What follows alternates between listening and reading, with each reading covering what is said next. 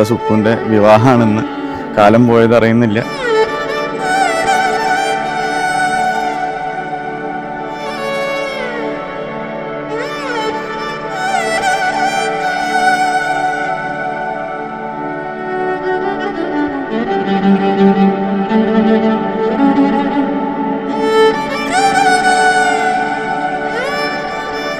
എല്ലാവരുടെയും ജീവിതത്തിൽ നടക്കേണ്ട വളരെ ഇമ്പോർട്ടൻ്റ് ആയ ഒരു ഫംഗ്ഷനാണ്. വളരെ സന്തോഷത്തോടു കൂടി നിറഞ്ഞ മനസ്സോടുകൂടി പറഞ്ഞയക്കുക എന്നുള്ളതാണ് പ്രധാനം എന്നാണ് എൻ്റെ അഭിപ്രായം.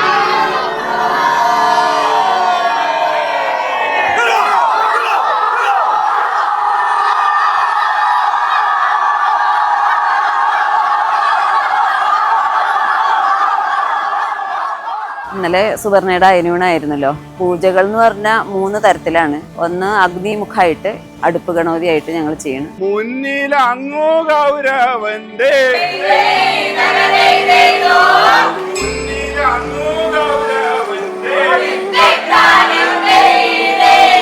രണ്ടാമത് മന്ത്രത്തോടു കൂടി ഗണപതി, ദുർഗാ ഭഗവതി, ശിവൻ, ശ്രീപാർവതി, ഗുരുവായൂരപ്പൻ, അങ്ങനെ 5 പേർക്ക് നേദിക്കുക.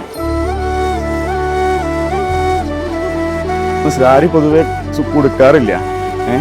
പൊതുവെ ഇന്നത്തെ കുട്ടികളൊന്നും എടുക്കില്ലല്ലോ. ഞാൻ സുക്കുവിന് സാരി ഉടുത്ത് കണ്ടിട്ടില്ല. അത് കാണുമ്പോൾ നമുക്ക് അത്രയും ഒരു ഇമോഷണൽ മൊമെന്റ് ആണ്. സത്യം പറയാം, എനിക്ക് ആദ്യമായിട്ടാണ് ഇത്രയധികം സുന്ദരനായിരിക്കുന്നതായിട്ട് തോന്നിയത്. അവനെ വളരെ സുന്ദരനായിട്ടാണ് ഞാൻ കാണാൻ പറ്റത്. എനിക്കത് ഭയങ്കര സന്തോഷം തോന്നി. മൂന്നാമത് ബ്രാഹ്മണ മുഖമായിട്ട്, ബ്രാഹ്മണ കുമാരന്മാർക്ക് ആ നേരിച്ച അപ്പവും അടയും ഒക്കെ അവർക്ക് കൊടുക്കുക.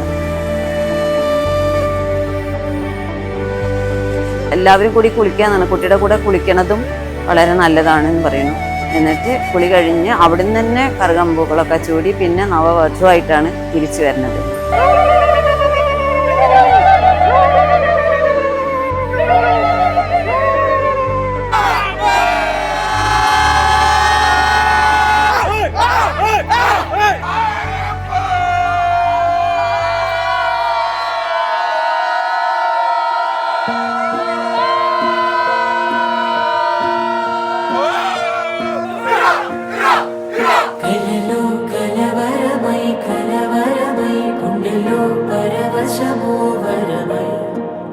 പണം, പൂവൻ, ചന്ദനവെള്ളം, ഇന്ത്യയിലെ വെള്ളം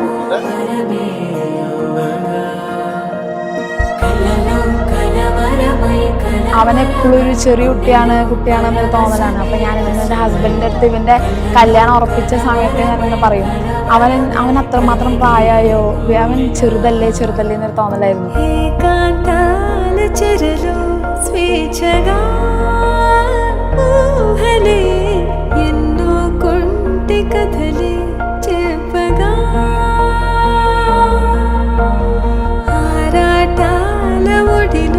ഓടി നടന്ന് അതിന് അനുജത്തിയുടെ കല്യാണം നടത്തി കൊടുക്കാനുള്ള ഒരു ഉത്സാഹം, അതും എത്ര വയ്യായം എന്ന് പറയുന്ന ഒരു സംഭവം നമുക്ക് ക്ഷീണേ തോന്നില്ല. പിന്നെ എല്ലാവരും, എല്ലാ ബന്ധുക്കളും സുഹൃത്തുക്കളും എല്ലാവരുടെയും പരിപൂർണ സഹകരണത്തോടുകൂടി ഇതുവരെ വളരെ ഭംഗിയായിട്ട് തന്നെ എല്ലാം ഈശ്വരന്റെ കൃപയോടുകൂടി വളരെ നന്നാവും തന്നെയാണ്.